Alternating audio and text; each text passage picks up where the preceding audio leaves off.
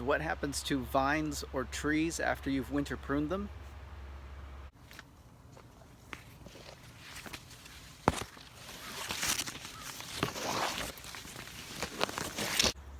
During the winter, you saw this. So there is our large grape. As you can see, it is drastically different, and that's okay. Like I said, grapes are basically weeds, and so it's gonna wake up in the spring, and unlike your apple tree, which completely freaks out if you do too much to it, a grape is going to wake up, yawn, stretch itself, and start growing. And now it's all this.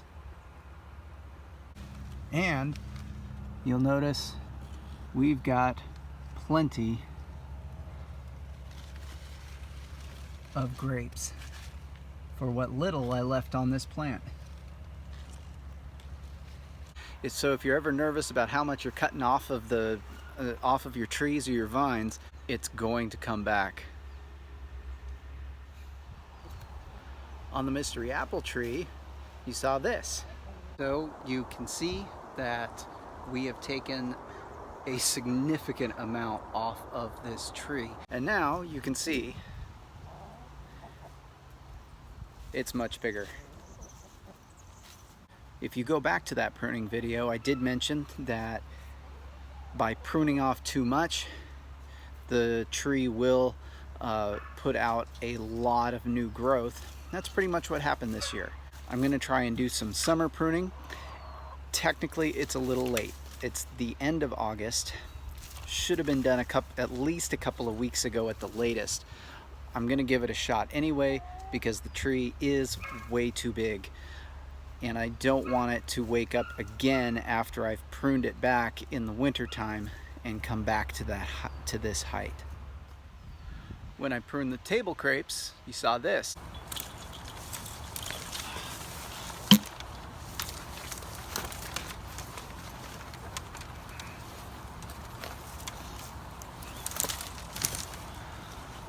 And now it takes up the entire side of the garden.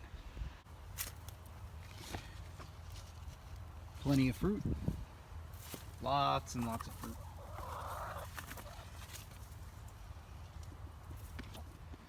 The Honeycrisp tree looked like this. See, we kind of shortened it up a little bit. Some of those water sprouts are left whole, and that's no problem. Tried to open up the middle as much as possible, and just tried not to overdo it. And now, as you can see, it looks like this. This tree has truly set the most fruit I've ever seen on this, and I'm pretty excited about the results of pruning this year. I was much more conservative on the Honeycrisp tree than I was on the mystery tree, and I was duly rewarded. The raspberries looked like this.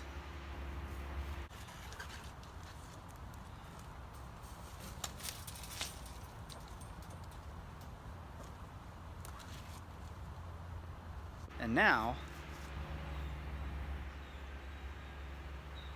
they seem to have bounced back. I didn't do anything to them. I pretty much let them go, but they've come back quite well, and maybe we'll see better results next season.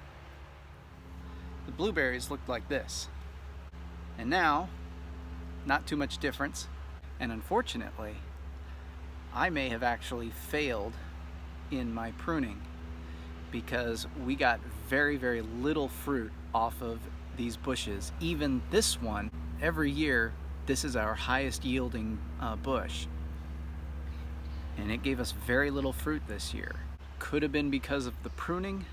It could have been because of a lack of management. I did not put on any timely fertilizer on these, and so they did not, none of them yielded very well this year. Though this pink lemonade gave us Some pretty good fruit. This is about the best it's done. Those are good.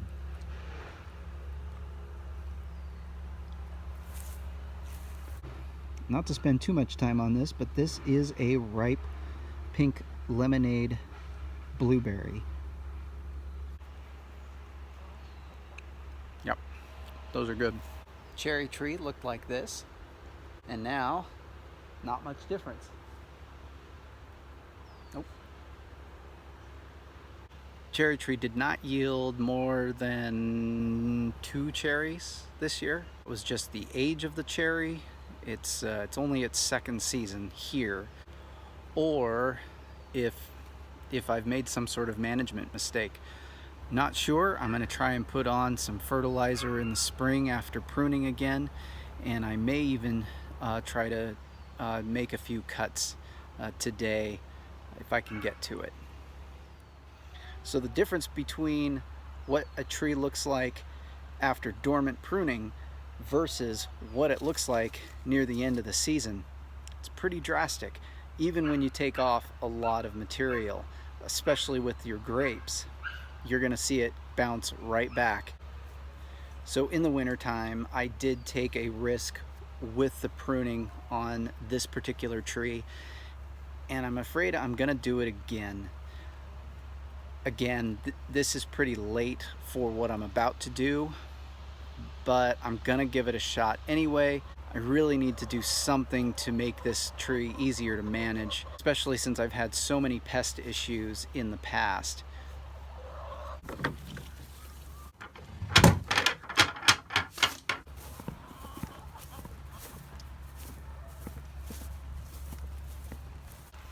All right, so again, I'm just gonna try and get the height of this tree under control. I think I'm just going to take off a little bit of this one. So I'm just going to take this off right here where it kind of spurs out.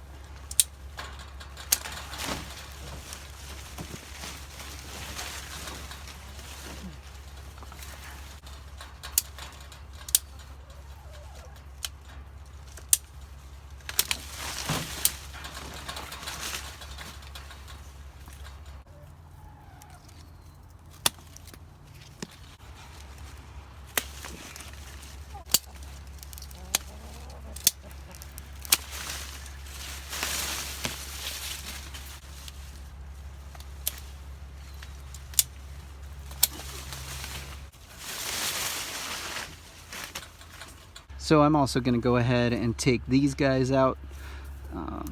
Just these weird suckery looking things.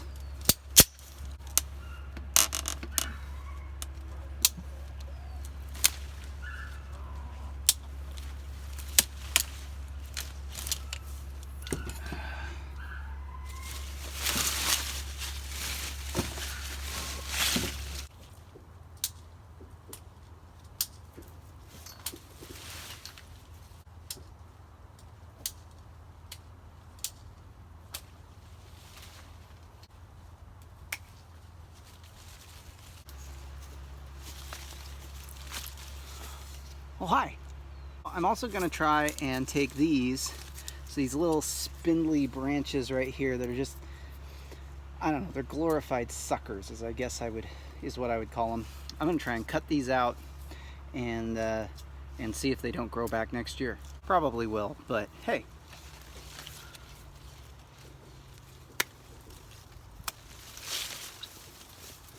So this here is my hand. My hand sits right here on the big cut that I made during the winter. Fortunately, the overall health of the tree has not been affected. The amount of fruit that the tree set is much lower. That was expected, so we're okay. It just sent out these few suckers out the end, nothing too major. So overall, I think that cut was a success. All right, there you go. Just shortened it up. Basically just grabbed anything that was growing straight up and cut it off. Okay, with that all done, I think it's time to pick up the onions.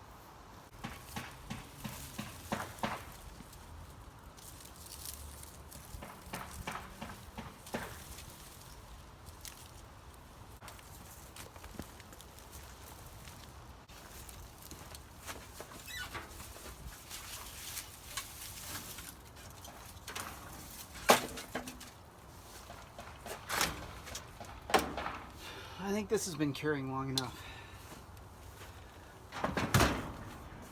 We've got our onions on our drying rack, and now we need to store them on the drying rack for, I don't know, a couple of weeks to get them dried down so that they can be stored.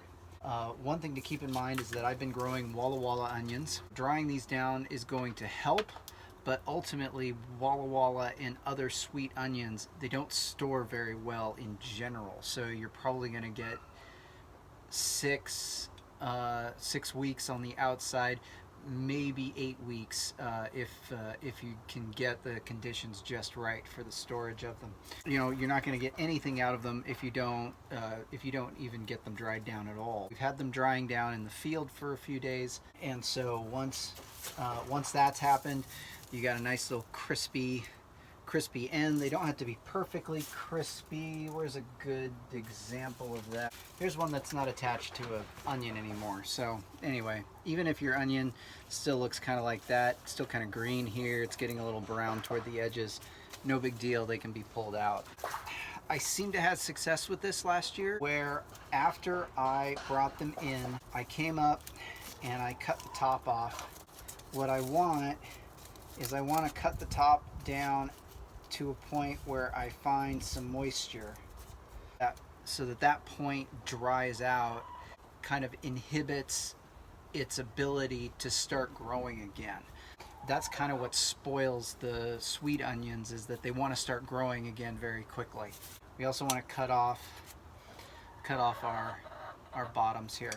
If you've got any dirty papery skin, go ahead, take that off. Another thing opening this up is going to do, it will let the underside of this breathe. A lot of times you can get mold up underneath some of this because it's still fairly damp under here. So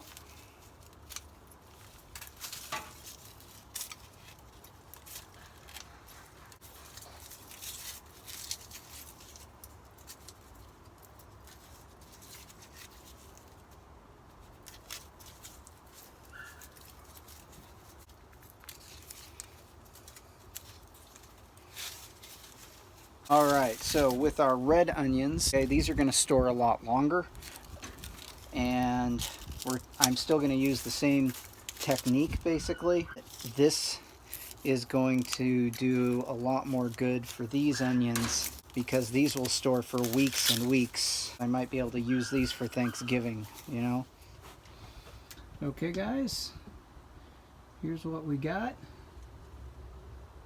So these will sit on the rack for about, I want to say about a week to 2 weeks. After that, these will get stored in a bag, and not as good as previous harvests, but we usually didn't get through all of these before they either rotted or they started to sprout again, especially the Walla Wallas. As I said, I can't say this enough, if you're growing Walla Walla onions or any sweet onion, with exceptions, go through those sweet onions first. These red onions, they're going to store for quite a while longer, so those are going to get taken care of last.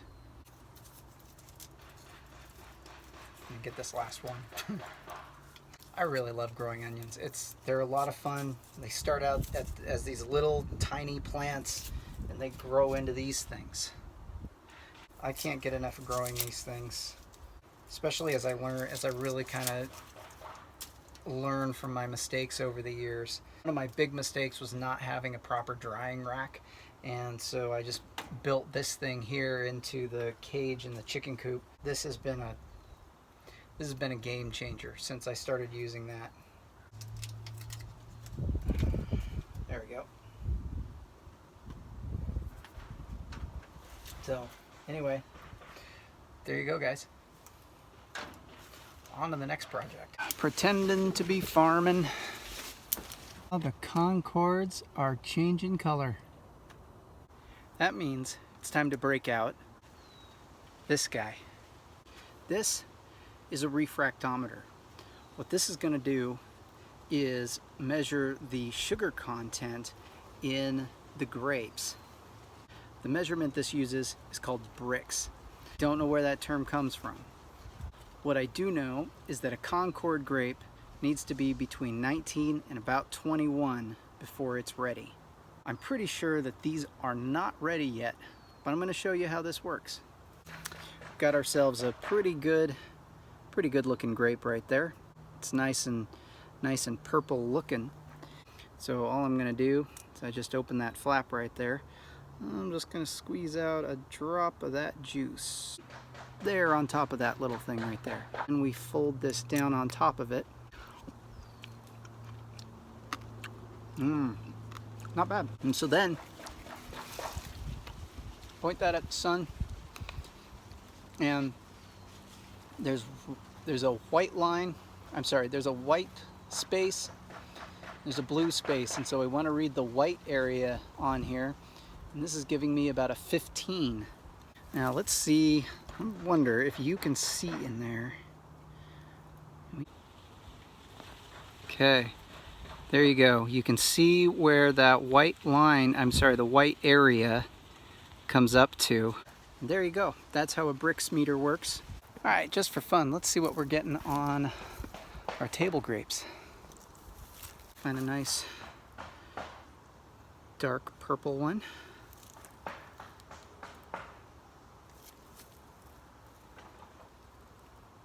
Get a drop of that juice on there. Fold that down.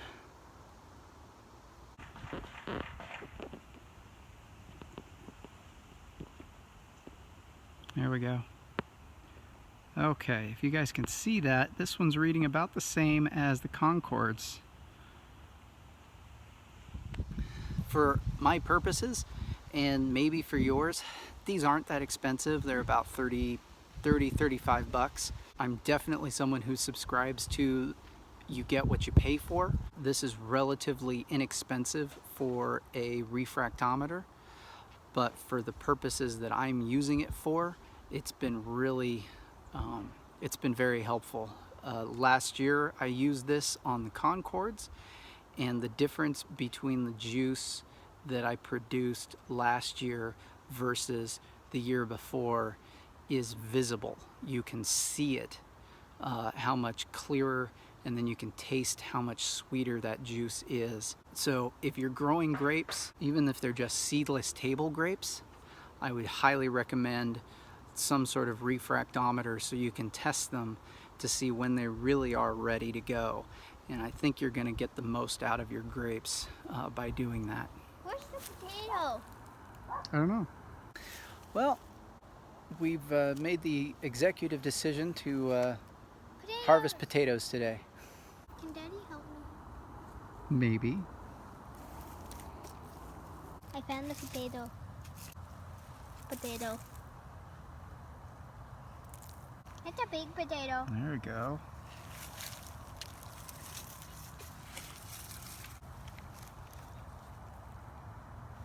Potato.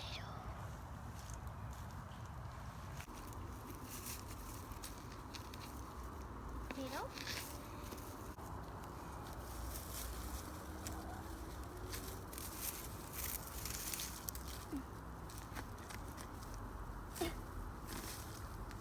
Potatoes.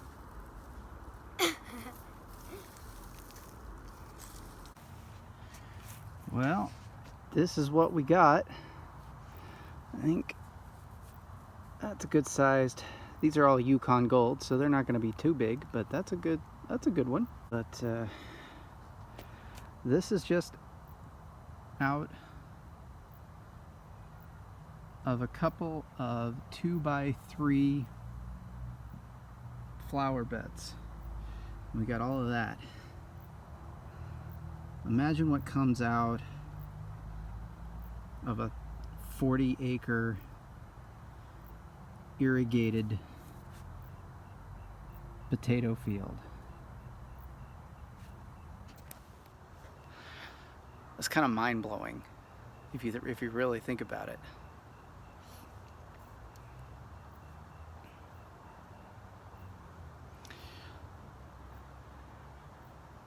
Farmers are pretty darn amazing people.